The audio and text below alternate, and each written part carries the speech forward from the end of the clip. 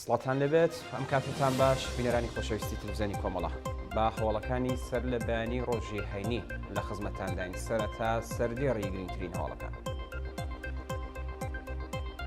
دروشمنووسنی لاوانی شۆڕشگێر لە کوردستان و ئێران بۆ پشتیوانی لە ئارمیتا، گەمارۆدانی گۆڕستانی بەهەشت محەممەدی لە شاری سنا، دەست بە سەرکردنی شەهێن ئەحمەدی دایکی ئارمیتا گەراوەند لەلایەن ڕژیمەوە، کوژران و برینداربوونی 16 کەس لە ڕووداوێکی هاتووچۆ لە جادەی مەهاباد فورمێ، ناڕزاتی پەرستارانی ئێران لە ئاست کەمی حەقدەست، کۆبوونەوەی بنەماڵەی دادخوازان لەسەر مەزاری ئەبولفەزل ئادینەزادە لە مەشهەد، دەرکردن و تالیقی دوو خوێندکار لە زانکۆکانی مەشهەد و پۆلیتیکنیکی تاران، یان لە دەستانی سێ سوختەر و هاوڵاتیەک لە بەلوچستان و ڕێپێوانی دایکانی فلەستینی و ئیسرائیلی بە دروشمی ژن ژیان ئازادی.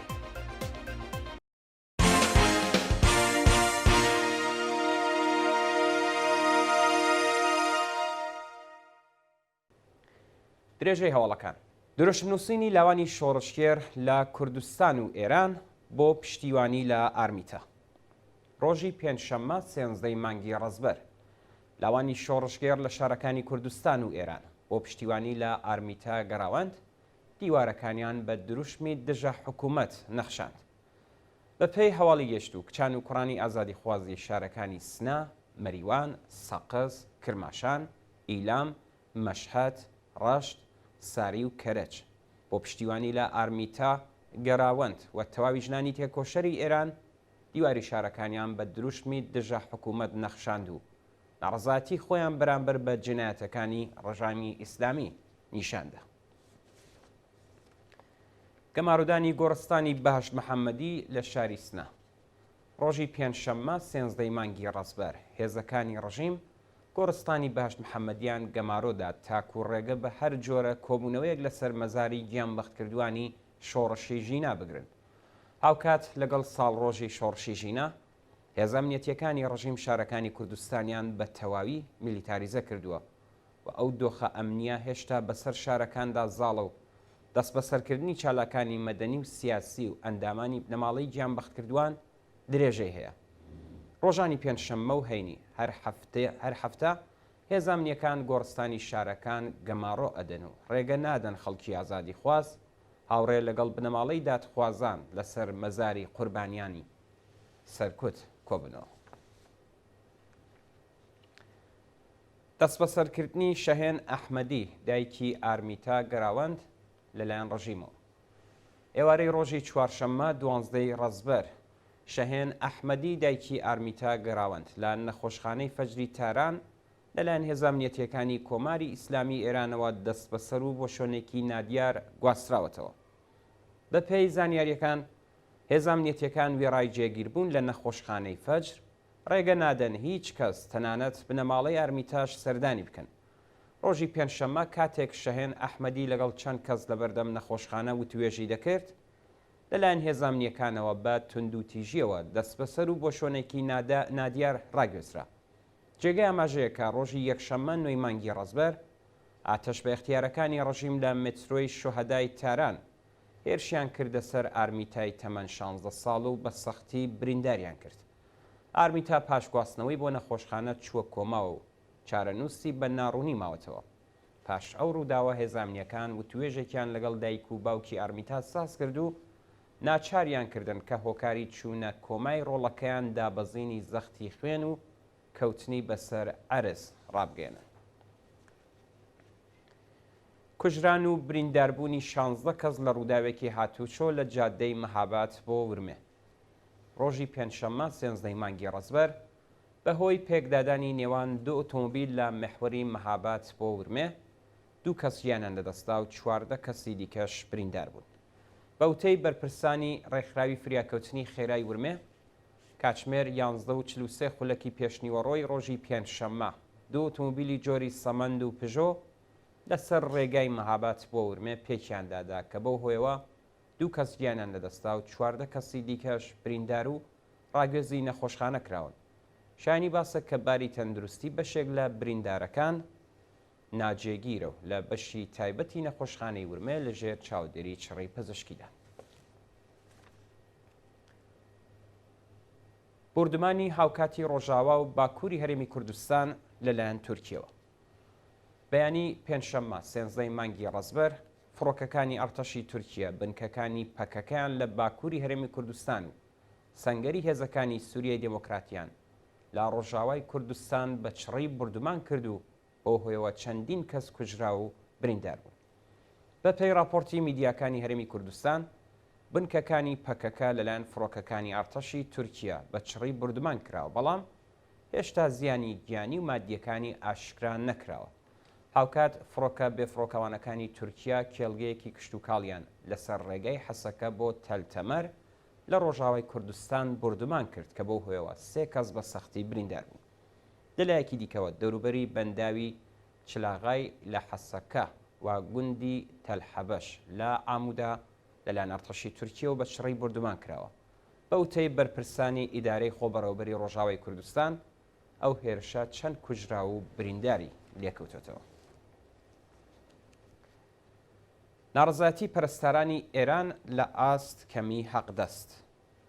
ڕۆژی پێنجشەممە 13 مانگی ڕەزبەر پەرستارانی نەخۆشخانەکانی ئێران لە ئاسکەمی حەقدەست ناڕزایەتیان دەربڕی و ڕایانگەیاند هەر پەرستارێک 130 ساعات ئیزافەکاری دەکات، بەڵام تەنیا 1,900,000 تمەن پارە وەردەگرێت.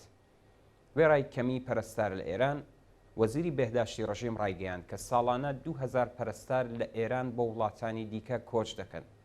ئەو بەرپرسەی ڕژیم هەروەها هۆکاری کۆچکردنی پەرستارانی بۆ کێشەی مەعیشەتی و پیشەیی گەڕاندەوە، بەڵام هیچ بەرنامەیەکی بۆ چارەسەرکردنی ئەو کێشەیە باس نەکرد. هەروەها خانەی پەرستارانی ئێران لە راپۆرتێکدا ڕایگەیاندووە کە هەر پەرستار بە ئەندازەی سەعاتە کاریەکانی ئیزافەکاری دەکات، بەڵام ئەو پارەی وەری دەگرێت وەڵام دەرەوەی پێداویستیەکانی نییە. کۆبوونەوەی بنەماڵەی دادخوازان لەسەر مەزاری ئەبولفەزل ئادینەزادە لە شاری مەشهەد.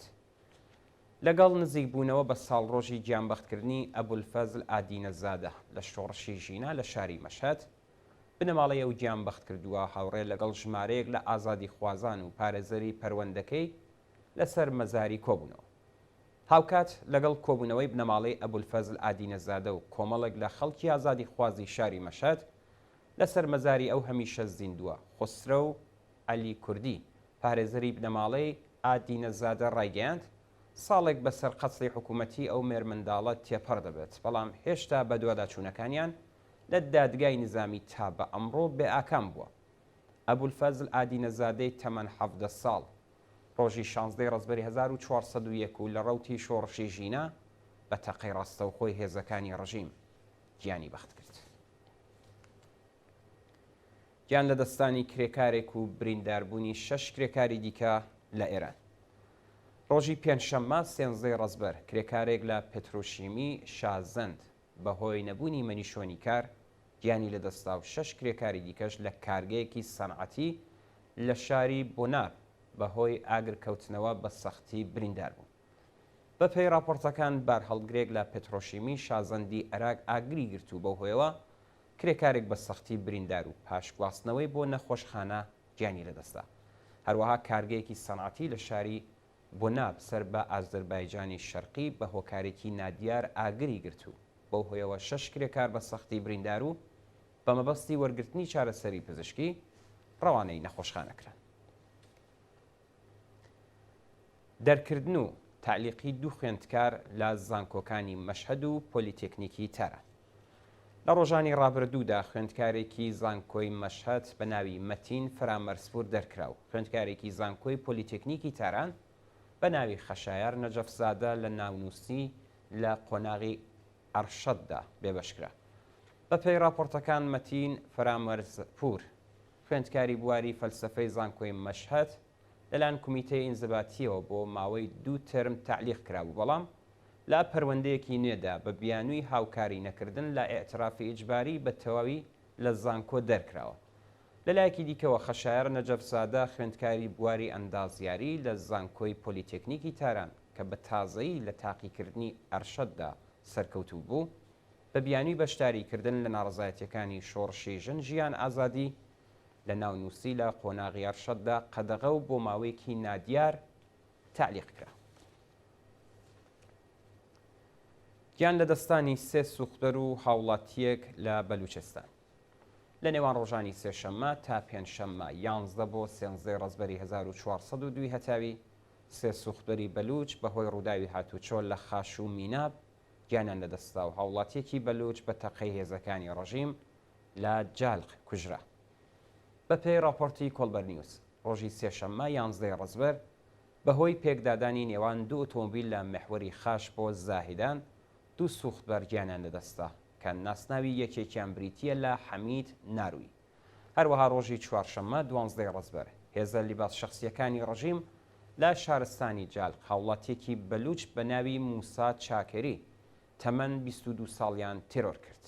لەلایەکی دیکەوە ڕۆژی پێنجشەممە 13 ڕزبەر ئۆتۆمبیلی سوختبەرێکی بەلوچ بە ناوی محەممەد ئەمین توپا لەنیا لە کاتی ڕاودونانی لەلایەن هێزەکانی ڕژیمەوە وەرگەڕاو بۆ هۆیەوە ناوبراو گیانی لەدەستا. دواهۆڵ ڕێپێوانی دایکانی فلستینی و ئیسرائیلی بە دروشمی ژن ژیان ئازادی. ڕۆژی چوارشەممە 12 مانگی ڕزبەر سەدان ژنی فلستینی و ئیسرائیلی لە ڕێپێوانێکدا بە دروشمی ژن ژیان ئازادی خوازیاری کۆتایی هێنان بە شەڕ لە ئۆرشەلیم و کەرانەی غەربی چۆمی ئۆردۆم بوو.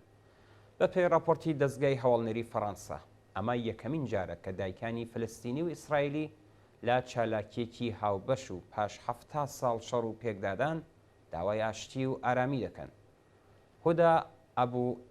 هۆدا ئەبوو ئەرقوب چالاکی مەدەنی خەڵکی فلستین و بەڕێوەبەری ڕێکخراوی یەکگرتووی بۆ ئاشتی لە ڕۆژهەڵاتی ناوەڕاست لەو ڕێپێوانەدا ڕایگەیاند پامی ئێمە ئەوەیە کە نامانەوێت منداڵەکانمان ببن بۆ شەڕ و بیان کوژن بژی ئاشتی و ژیانی ئارام. هەروەها فەریبا ڕەزەوی چالاکی ئاشتی خوازی ئێرانی دانیشتووی ئیسرائیل دروشمی ژن ژیان ئازادی بە زمانەکانی فارسی عەڕەبی و عیبری بەرز کردەوە و بەشدار بووان بە دەنگێکی بەهێز دووپاتیان کردەوە.